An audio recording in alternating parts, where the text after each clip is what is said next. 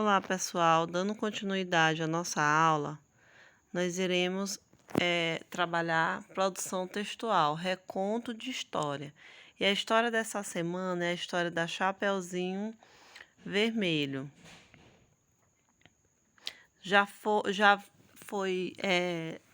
Eu já li a história, né, no vídeo.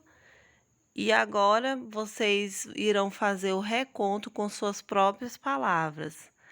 Primeiro, a preparação. Procure lembrar os fatos, observando as partes principais da história.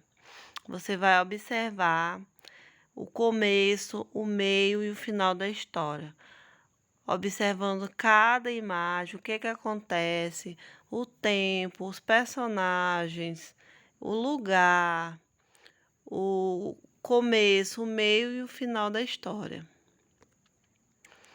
Lembrando que vocês podem utilizar no começo da história as seguintes expressões: era uma vez, certo dia, um dia, certa manhã, numa tarde, certa noite, numa festa, um belo dia. No meio da história, vocês podem utilizar essas expressões aqui: então, de repente, quando, em seguida, nesse momento, a partir daí, depois de, antes de. E no final da história, vocês podem usar foi então, por fim, finalmente, portanto, por isso, dessa forma, nesse caso, assim. A escrita. Você irá registrar no seu caderno como a história ficará.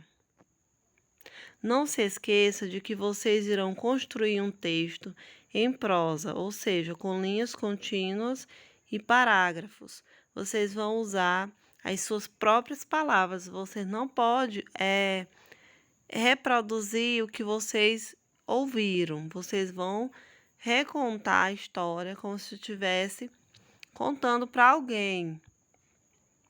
Aí vocês vão escrever com as suas próprias palavras no seu caderno.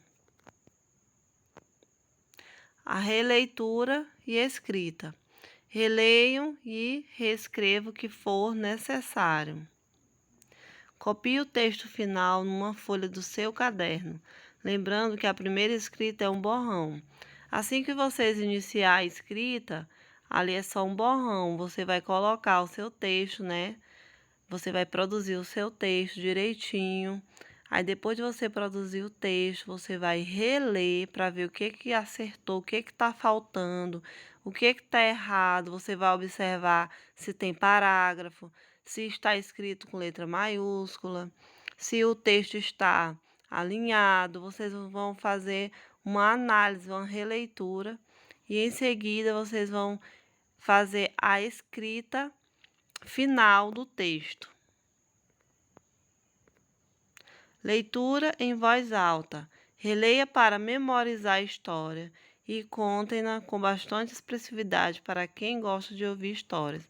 Depois de você fazer a escrita, a releitura, que seu texto estiver todo pronto, você vai ler em voz alta o seu texto para alguém da sua família, ok?